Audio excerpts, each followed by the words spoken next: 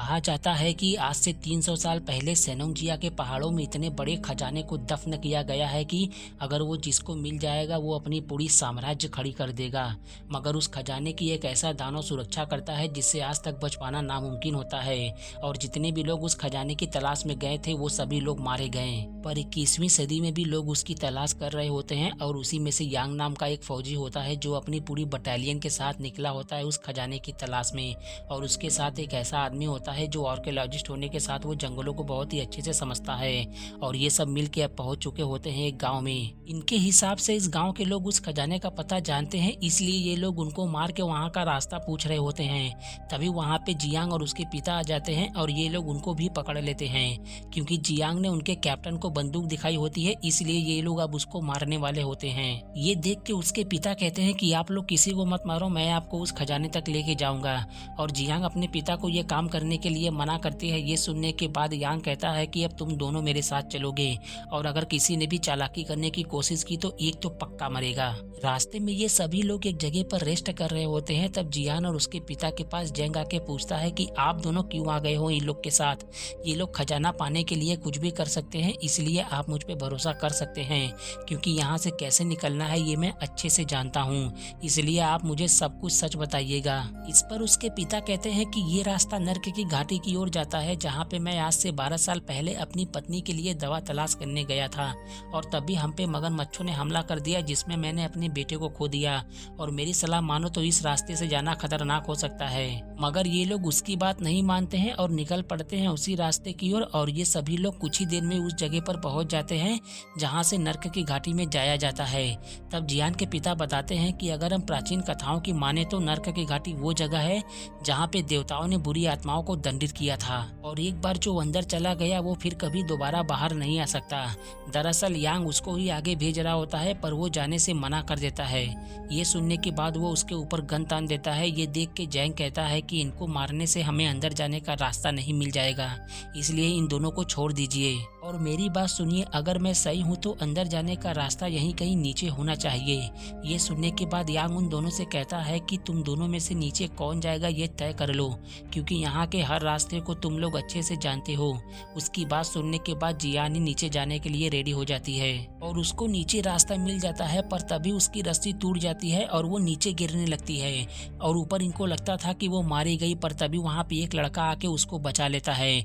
इसके बाद वो उसको बहुत ही गौर से देख रहा होता है, क्योंकि उसने अपनी जिंदगी में बहुत सालों के बाद किसी इंसान को देखा है। इधर ये लोग उसके पास पहुँचते इससे पहले ही वो वहाँ से भाग जाता है। और जब ये सभी लोग दोनों पहाड़ों के बीच में होते हैं तभी इनके ऊपर बहुत ही बड़े बड़े चमगादड़ हमला कर देते हैं, और उनके हमले में इनके कुछ साथी मारे जाते हैं। तभी वहाँ पे एक सफेद वानर आके इन सबको बचा देता है। इसके बाद जब ये लोग एक जगह पर रात बिता रहे होते हैं तब जियान के पिता बताते हैं कि सफेद वानर हम सबको बचा सकता है, जैसा कि तुमने देख ही लिया है उस पहाड़ पे। इस पर वो कहते हैं कि जब वो हम सभी को बचा सकता है तो हो सकता है कि उसने एशिंग भाई को भी बचा लिया हो। वहीं दूसरी ओर यांग जैंग से बताता है कि अगर हम प्राचीन कथाओं की माने तो वो सफेद वानर नानवीन देवता हैं। इसका मतलब यह है कि खजाना सच में है, इसलिए अब हमें जरा भी देर नहीं करनी चाहिए। सुबह होते ही जियान के पिता जियान को वहां से उनका ध्यान भटका के भगाने में कामयाब हो जाते हैं, मगर उस दौरान ये लोग उसके पिता को पकड़ के अब उनको जान से मारने वाले होते हैं। तभी वहाँ पे जैंग आके इनको ऐसा करने से रोकते हुए कहता है कि इस इलाके में पूरे साल कोहरा होता है, जिस वजह से हम रास्ता भटक सकते हैं, और ये हमें रास्ता दिखा सकता है, क्योंकि आप ही ने कहा था कि ये लोग इस पूरे इलाके को अच्छे से जानते हैं। इस पर यांग कहता है कि अगर इसने फिर से भागने की कोशिश की तो इसका हल आपको ही निकालना होगा, क्योंकि आपके कहने पे मैं इसको छोड़ रहा हूँ और अगली बार मैं इसको जान से मार दूंगा। दूसरी ओर जियान बेहोश होती है और उसको वही लड़का एक बार फिर से बचा के अपने गुफा में लेके गया होता है, और जब उसको होश आता है तो वो उससे पूछती है कि तुम कौन हो। और ये सुनने के बाद वो उसको समझाने की कोशिश करता है कि पिछली बार जिसने तुमको बचाया था मैं वही हूँ। साथ ही उसने जो दीवारों पे तस्वीर बनाई होती है उसको दिखाते हुए बताता है कि बचपन में मेरे ऊपर बहुत सारे मगरमच्छों ने हमला कर दिया था, और वहाँ पे मुझे सफेद वानर ने बचा के अपने साथ इस गुफा में लेकर आया, और मैं तब से इसी गुफा में हूँ। और ये सुनने के बाद वो समझ जाती है कि ये मेरा भाई एशिंग है। उधर वो लोग रास्ते में होते हैं और जियान के पिता उसको सीटी मार के आगाह कर रहे होते हैं, मगर ये लोग उस मैसेज को समझ ही नहीं पा रहे होते हैं कि आखिरकार ये क्या कर रहा है। इधर जियान उस सिटी को सुन के अपने भाई ऐशिंग को लेके उस तरफ निकल जाती है जिस तरफ वो लोग जा रहे होते हैं। उधर वो लोग जैसे ही नर्क की घाटी में पहुंचते हैं, इनके ऊपर तुरंत ही बहुत सारे मगरमच्छ एक साथ हमला कर देते हैं और ये देख के यांग अपने लोगों के साथ मिलकर उन सभी को मारने लगता है। और इस मौके का फायदा उठा के जियान के पिता जैंग से बताते हैं कि तुम यहाँ से पश्चिम में जाओ, तुमको वो खजाना मिल जाएगा।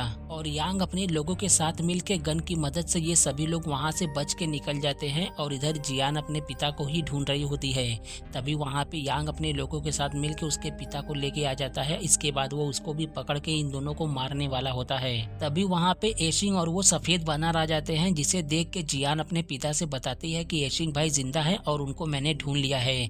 इसके बाद इनके बीच में अब घमासान लड़ाई शुरू हो जाती है और ये लोग उनके ऊपर लगातार फायरिंग कर रहे होते हैं। ये देख के जियान के पिता एशिंग को बचाने में अपनी जान दे देते हैं। साथ ही ये लोग उस बानर के ऊपर भी लगातार फायरिंग करते हैं मिलके, जिस वजह से उसकी भी मृत्यु हो जाती है। और ये लोग उसको मारने के बाद एशिंग और जियान को पकड़ लेते हैं। तभी यांग को पता चलता है कि जैंग यहाँ से भाग गया है और हमें रास्ता दिखाने के लिए इनकी जरूरत पड़ेगी। ये सुनने के बाद जियान उनसे कहती है कि तुम इसको जाने दो, मैं तुम लोगों को वहाँ पे लेके चलूंगी। और अब ये लोग एशिंग को छोड़ के वहाँ से आगे निकल जाते हैं, मगर इन लोगों ने उसके पिता समान वानर को मार दिया होता है, इसलिए ये अब उनसे बदला लेने के लिए उनके पीछे निकल जाता है। और उधर रास्ते में यांग को जियान मिल जाता है और अब ये सब मिलके उस गुफा में पहुंच जाते हैं जहाँ पे खजाने को दफन किया गया है। अंदर पहुंच के जैंग एक दरवाजे को खोलता है। इसके बाद ये लोग और भी अंदर जाते हैं, जिसके बाद इनको एक और दरवाजा मिलता है और उसे देखकर जैंग कहता है कि इसके पीछे जो दरिंदा है उससे अगर हम बच गए तब जाके उस खजाने तक पहुंच पाएंगे। अगर मेरी बात मानिए तो इस दरवाजे को खोलना मतलब अपनी मौत को बुलाना होगा। पर यांग उसकी बात नहीं मानता है और वो उस दरवाजे को बॉम्ब से ब्लास्ट कर देता है, क्योंकि उसके ऊपर खजाने का लालच होता है। और ब्लास्ट होने के बाद अब वो दरवाजा पूरी तरीके से खुल चुका होता है। ये देख के जैंग जियान को लेके वहाँ से निकल जाता है और इन लोगों ने एक सोते हुए मॉन्स्टर को जगा दिया होता है, इसलिए वो अब इनके ऊपर हमला करके इन सभी को मारना शुरू कर देता है। और यांग वहाँ से बच के बाहर आके जैंग से कहता है कि तुम जाके वो खजाना मेरे लिए लेकर आओ।